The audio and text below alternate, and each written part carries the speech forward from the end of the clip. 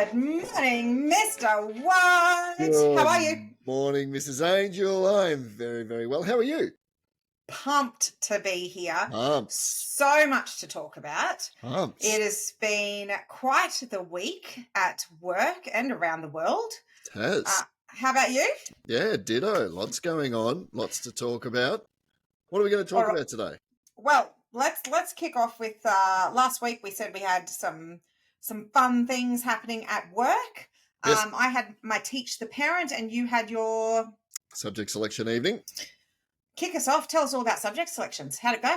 Oh, it was really good. So the school that I'm at, it's a bit of a smaller school, so we can't put on every subject. And we also run the IB. So we run the VCE, which is Victorian Certificate of Education, which is your standard accreditation, and we also run the International Baccalaureate. So as a result, our numbers get thinned out very, very quickly. So we can't run every subject. And I'm a geography teacher, and I'm also an English teacher, but I'm trying to get geography up. And so I went along to the expo, the subject selection expo, and at my school, and pumped up the, got the vibe out there, spoke to people and parents about what the subject is and how it can really set a base of knowledge and understanding that can really serve you, not just for your ATAR and for your university, but also for the rest of your life. So that was really, really good. That was really rewarding. We got the numbers back the other day, and it looks like we might get geography off the ground, which is awesome. Good stuff. Nice. Yeah, it's great. Nice. So I've got a year 12 geography class this year, but there isn't a year 11 class this year. But it looks like there might be a year 11 class next year, which Fabulous. is fantastic because geography is such a super subject. The understanding and the skills that you gain are broad, they're deep, and they can be used in any situation. Really, really, really, really good. Had a great time. Great person to have with you, somebody who knows a lot about geography in your trivia team. There's always questions, yes, fun facts that they can roll out. That people like me who did not study geography, I just don't know.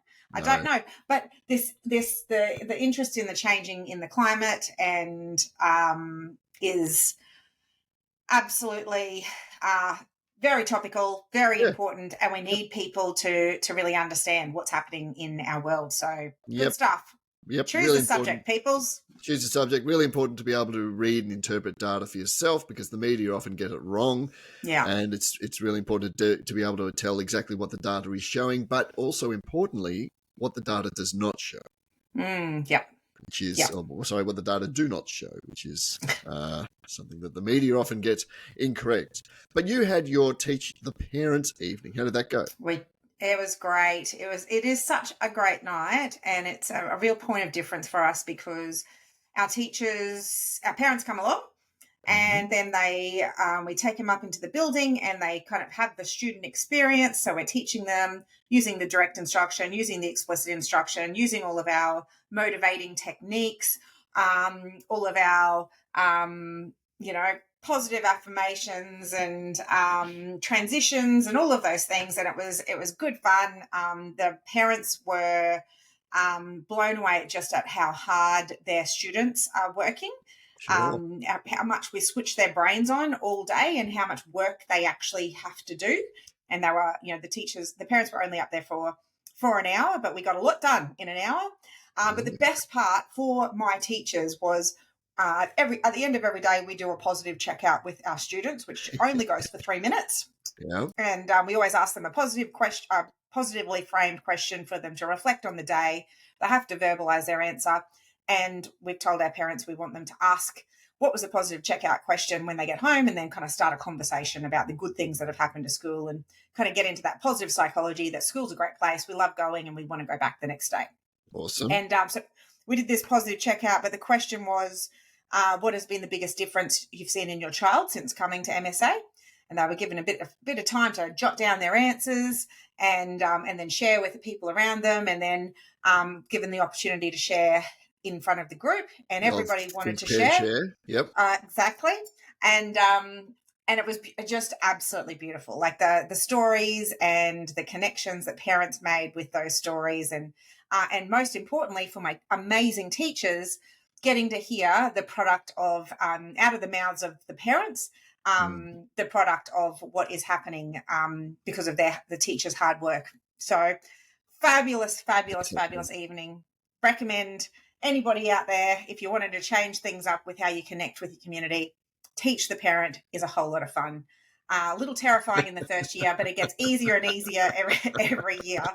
But absolutely fabulous. That's cool. Did you have them sitting in the desks Yes. and all that sort of thing? Are the desks So they full had size? yes, no, they was the primary ones. They were kind of shoved under there a little bit. We didn't extend them. A full student experience. They had their individual whiteboards. The teacher had their paddle pop sticks happening.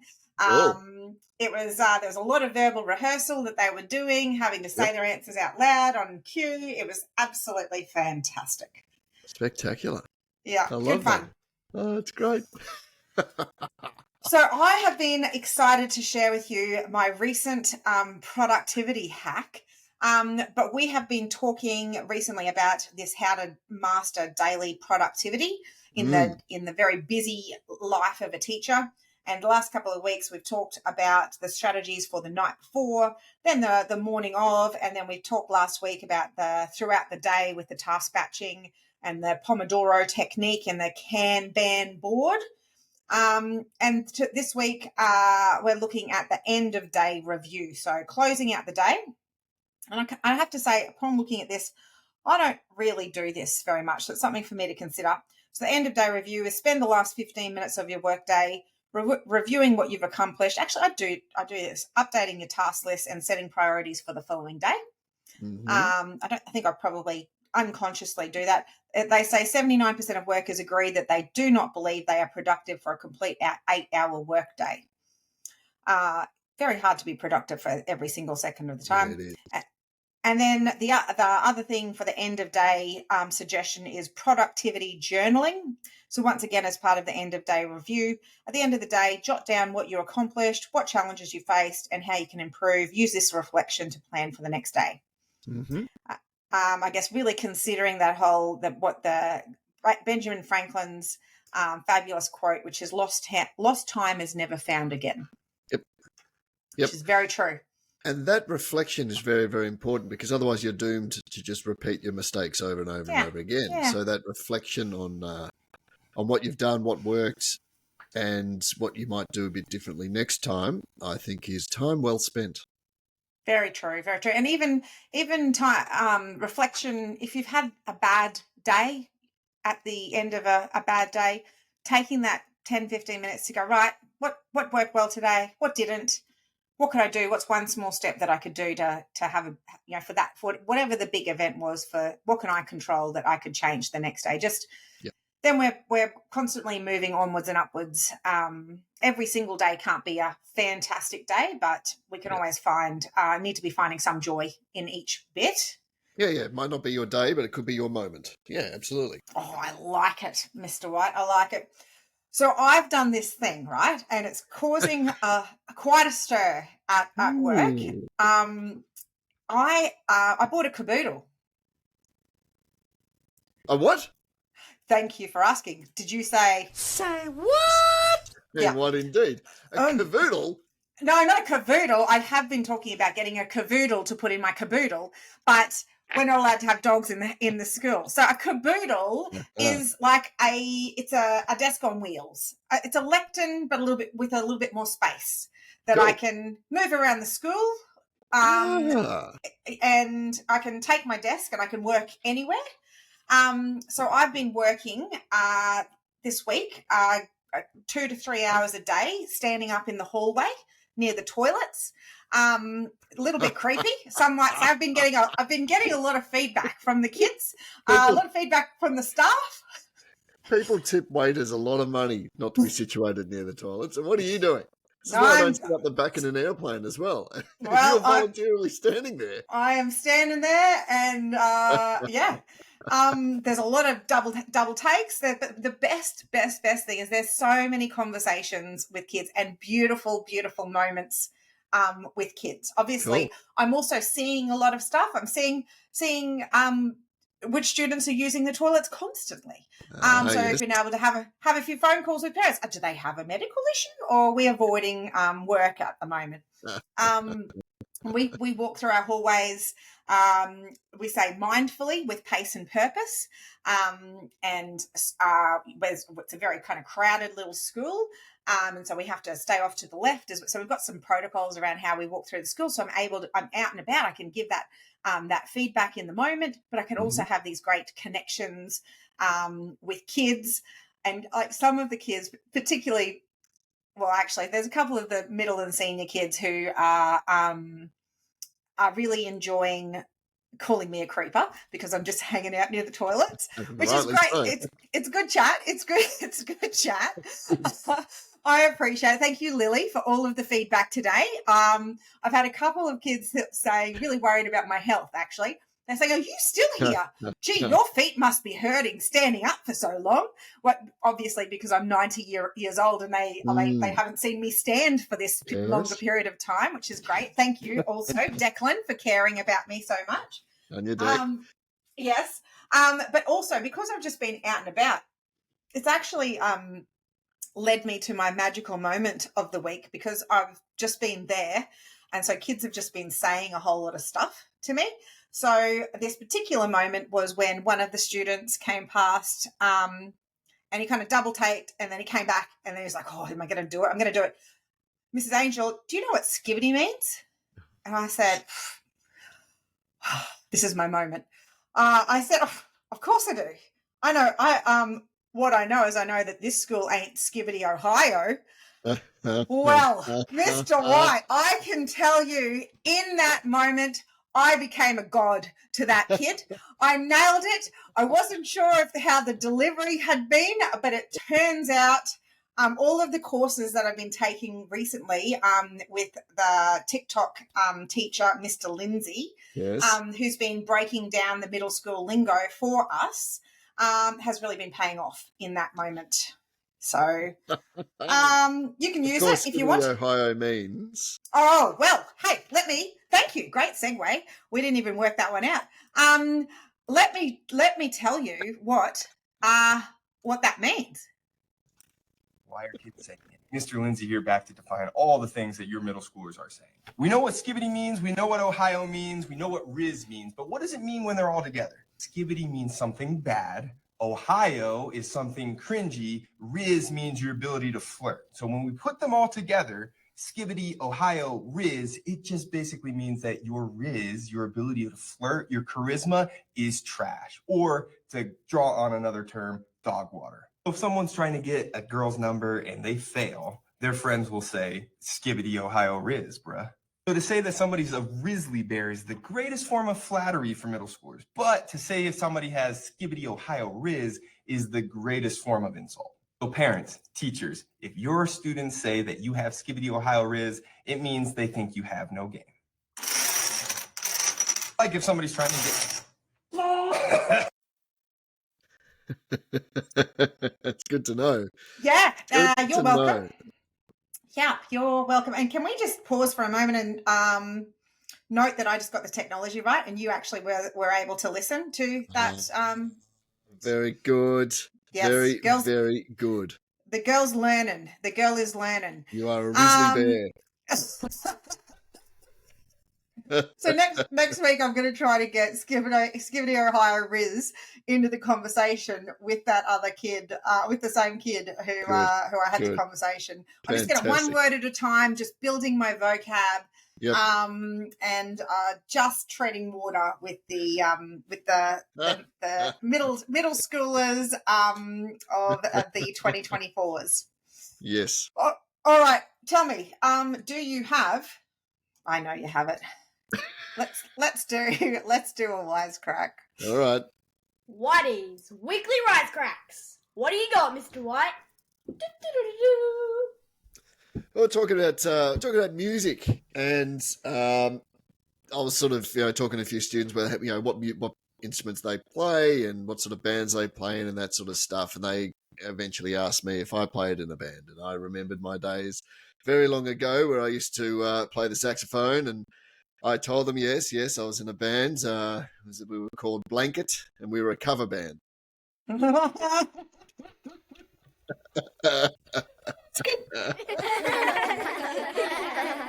thought you'd like that one. Come on, it's fun, and it's good because it links in with that awesome your recent playing of Taylor Swift at the start of the term. Oh, Well that's played. right. Yes, That's yes, good. yes.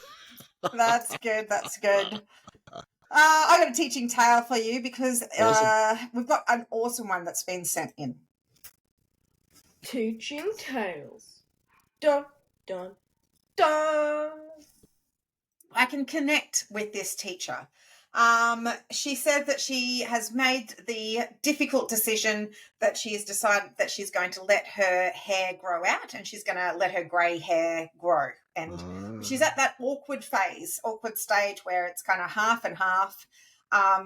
And she had one of her kids come and whisper in her ear and said, "Your hair doesn't have to look like that. If you go to the hairdresser, they can fix it." Wow.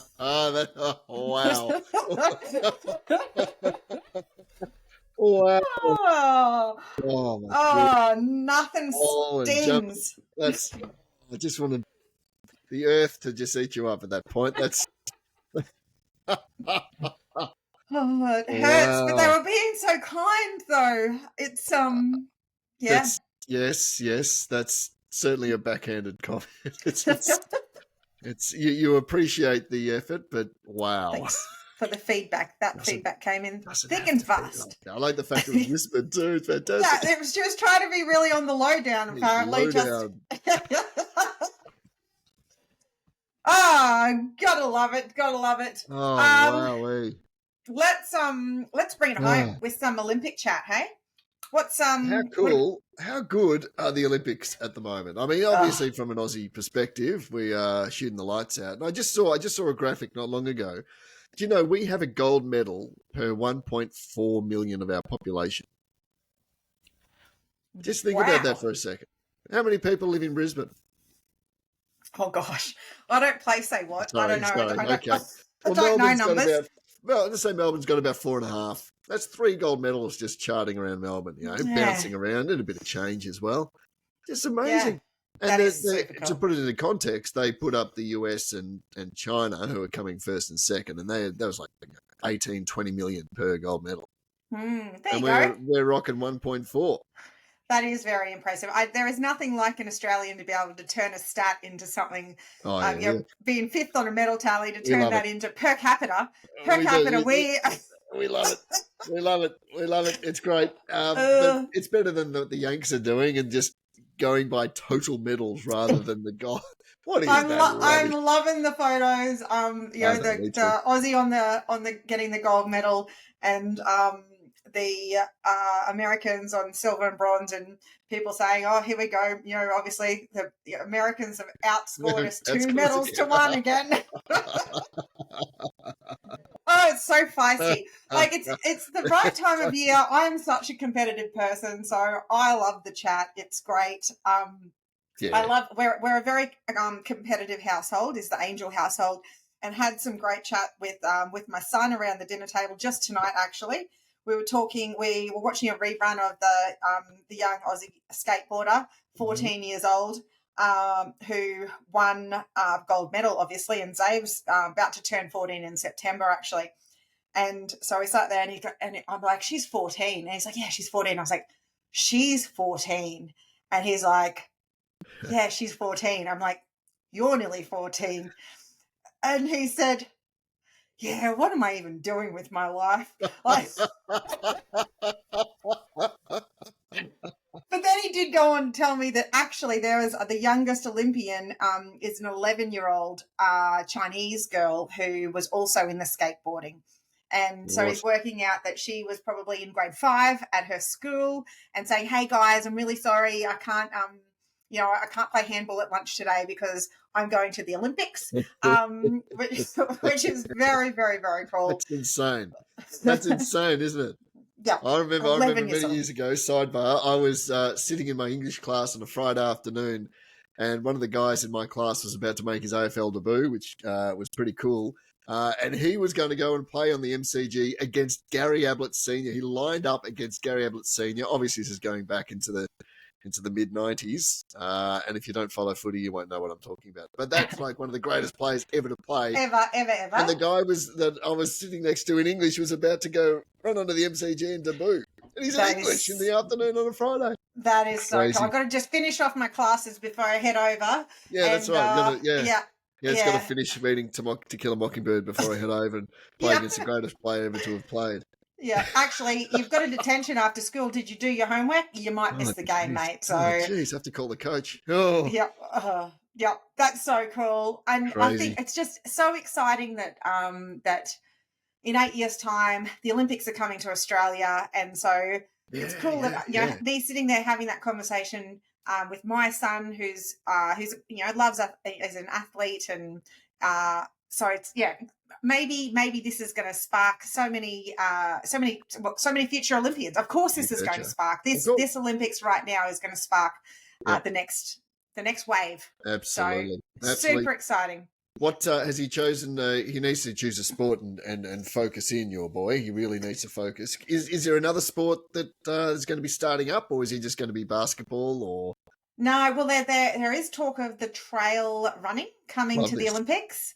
And he's quite the trail runner. So that's your half marathon distance is what they're talking at the moment with, maybe 1,000 meters or something of elevation. So they're wanting to get that through for the first one to be at the 2032 Olympics. Meters of elevation.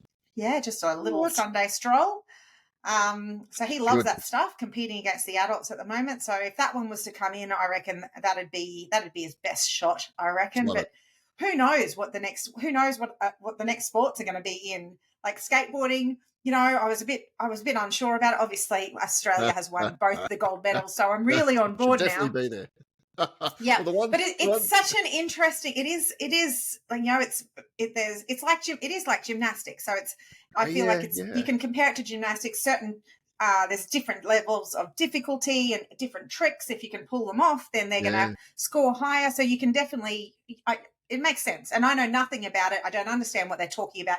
But, gee, they get some height. And when they land, it's exciting. And when they don't, it's exciting. It's very cool.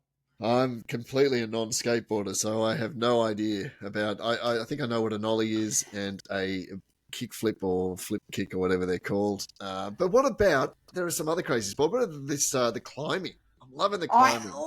I love it. They go faster vertically than I can go horizontally. It's incredible how fast these people can climb. It's like they're just levitating up the wall. Yeah, it's like they're light, or they're it's very, very, very as cool. if they don't have any weight at all. But that's one of them. And the other one that I've really enjoyed is the bouldering.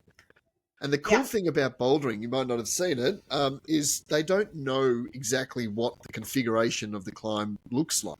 So they go out and they look at it, and their time limit to get as far up it as they can. So they stand there looking and analysing the climb and thinking about. So they don't get a practice run.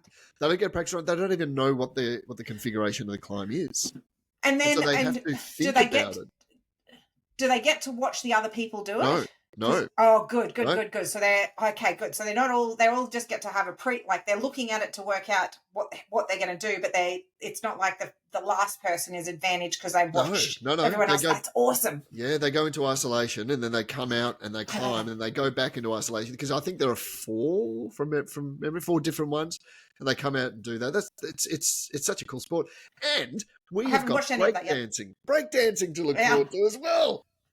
Has that been on yet? Because I haven't seen any. I've got my whiz bang order sheet here. I don't know when it starts, but I don't believe it started yet because I reckon I would have been all over it. Well, let's just talk amongst yourselves, and I'll flick through. This is a podcast. Holy! And he has highlighted. I've highlighted. He has printed off the program at A3. Absolutely, I have highlighted his events that he wants to watch. Yeah. There it is. Breaking August the 10th. August the 10th. It's coming up in the next couple of days. That's exciting. Yes. And what we've done at work is we've got a tipping competition for the Olympics. So we went through it, and someone tipped 50 different events, and then we had to tip what country's going to win gold in each of those events. And you get 3 points for gold, 2 for silver, 1 for bronze.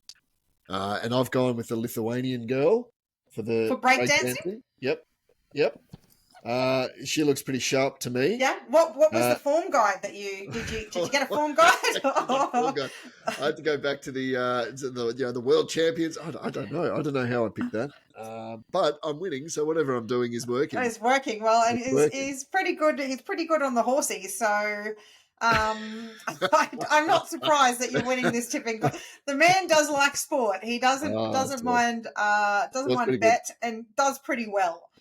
Well, you've got me excited about the bouldering, so I got to go. These Olympics are going to watch themselves. So, everybody, enjoy the Olympics. Enjoy the rest of your week, and we're going to see you back next week. See you next week. Bye. Bye-bye.